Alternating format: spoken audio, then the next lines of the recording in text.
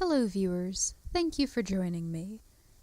So, as far as I can tell, the craze seems to be dying down, but for the past year or two, anime has been dominated by time travel stories. Perhaps it was just the popularity of Erased, but that's the way it's felt to me.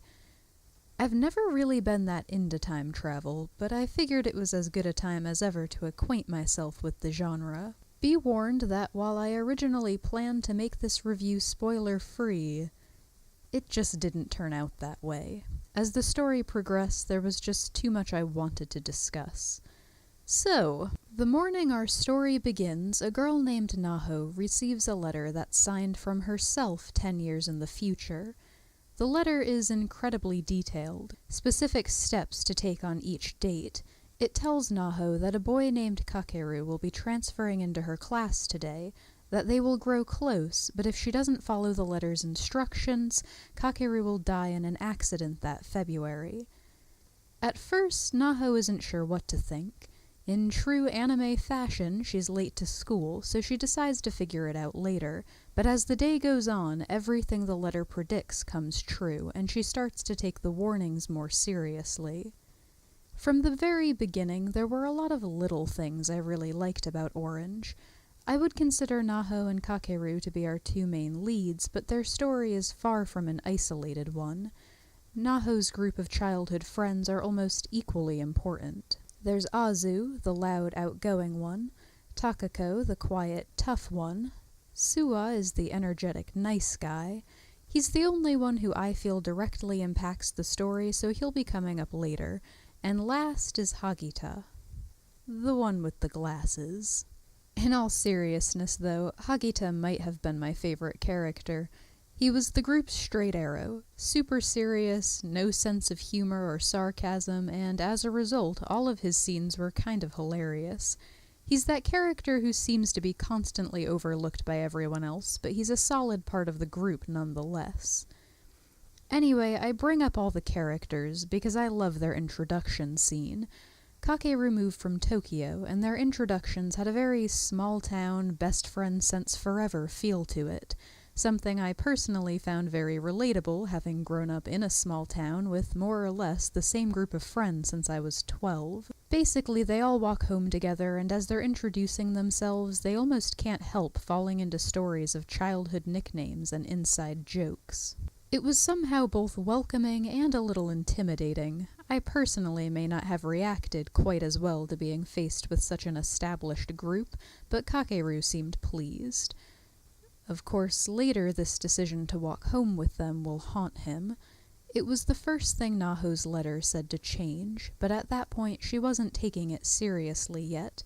She finds out later that his mother committed suicide that afternoon, and if he'd gone right home, he might have been able to save her. And that point right there will color his actions and mindset for the rest of the story. I'm kind of struggling to explain Orange in a linear fashion, which I guess shouldn't be too surprising.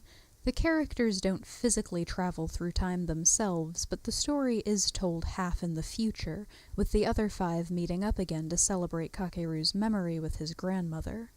But even apart from the 2 different timelines, I feel there were 2 distinct halves of this story. The first half is very focused on Naho. The big picture was always to save Kakeru, but her mindset changes a little over time. Naho is one of those characters who's extremely selfless, constantly going out of her way to make sure others don't have to worry. She's generally pretty timid and doesn't take risks. I think it's safe to say she's an overthinker. The central point of the first half of the story is that she doesn't want to live with regrets. Her letter from the future tells her that she let too many opportunities pass her by, assuming there would be time later, and she's still regretting those decisions 10 years down the road. A lot of the specific changes aren't super important on their own. They have a kind of snowball effect, but every time she changes one thing, something else shifts in return, and soon the letter's predictions are getting less and less accurate. Which leads to the second half of the story. Naho changes a lot over the course of the story. Well, the fundamentals may stay the same, but her mindset matures. There are a lot of little stories underneath that big heading of saving their friend, and one of them is Naho slowly learning not to take everything on herself. And this is where Suwa comes in. Orange has one of those love triangles that's not actually groan-worthy or despicable, and I think that's entirely due to how likable Suwa is as a character. He's the one Naho first confides in when she starts to feel in over her head, and it's revealed that he got a letter from his future self, too. Practically from day one, there's a romance budding between Kakeru and Naho, but Suwa has a crush on Naho, too, and his letter arms him with the knowledge that in the timeline where Kakeru dies, he and Naho are happily married.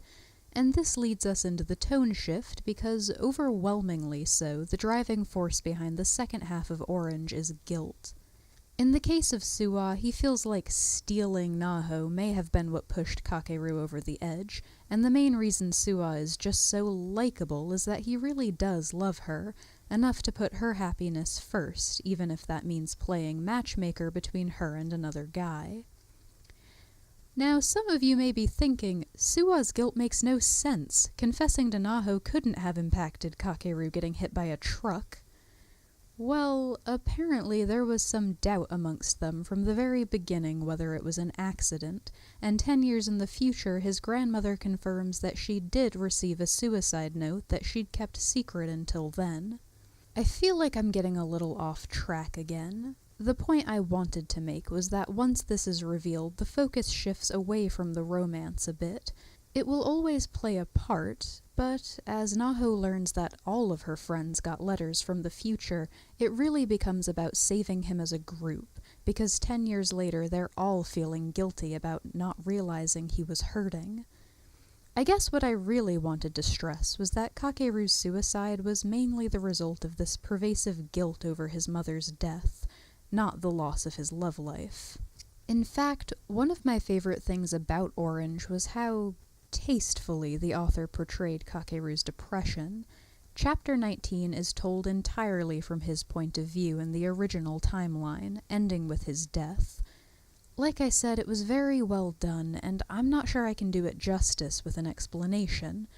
We're given the impression that his mother had been struggling with depression and possibly some other mental or physical illness for a long time. She'd become very dependent on him and ended up committing suicide when she felt she'd become too much of a burden on him. Kakeru felt guilty about putting his desire to make friends above his mother's well-being, and this guilt started to take over his life, haunting him every time he started to have a good time with his friends. Chapter 19 was insightful. We see him slowly spiral downward, but it's not over-dramatic, just very well done. And this news led to another shift in their plans to save him, because depression is a much tougher opponent than just being in the wrong place at the wrong time. Just because they save him on that day doesn't mean the battle is over, and the acknowledgement of that was another thing that got Orange points with me. So this review ended up being a lot longer than I'd anticipated, but there are a few more things I want to discuss. I've already mentioned that I'm not terribly familiar with time travel, so I couldn't tell you if Orange adhered to certain tropes, but I did like the way it was handled here. The concept first comes up in one of their science classes, and we get some information on black holes and time slips and paradoxes. It all sounds very scientific and believable, but mostly I was just glad we're given an explanation at all. Orange doesn't exactly fall into the fantasy category, so it's probably just some magic that no one really understands explanation would have felt very out of place. The future group came to the conclusion that the mystery of the Bermuda Triangle must be that there's a black hole there, and all the people who go missing there must be traveling through time. Which I felt was kind of hilarious, but hey, we wouldn't have a story if it hadn't worked. But something else that's confirmed is the idea of parallel worlds, that changing the past will just create a new, separate future, not change their present. In fact, Hagita gives a pretty straightforward explanation of why a parallel world is the only way this plan could work. To quote, If this world isn't a parallel world, but just one timeline, then if we send the letters to ourselves in the past and tell them of Kakeru's death and they save him, the future will be rewritten, and Kakeru's death will have never happened. If that happens, the letters warning them of Kakeru's death will never be written, and the rewritten future will return to normal, making it impossible for us to ever send the letters in the first place. Time paradoxes for dummies, kids. I can live with this explanation, though, and I like that so much of it was based on logic. So, Orange was one of those stories that picked up speed as we got closer to the end. I liked it quite a lot as far as slice-of-life time travel romances go, 3 things I'm not usually all that crazy about. This may sound a little strange, given how much talk there was of suicide and depression, but Orange was a very feel-good story. I'm kind of a sucker for friendship stories, and the way they all come together to make every day count was very enjoyable. Slice of life with a purpose, I'll call it. The manga was written by Ichigo Takano. It was picked up by a different publisher after the first 2 volumes, I believe, so now I think it's only being sold as 2 big omnibus volumes. It may sound familiar because an anime was made last year. I've heard mixed reviews on that, but the final chapter was enough to make me want to see it animated. In any case, the manga is only 5 volumes, so I suggest you check it out if you haven't already. Thank you for watching.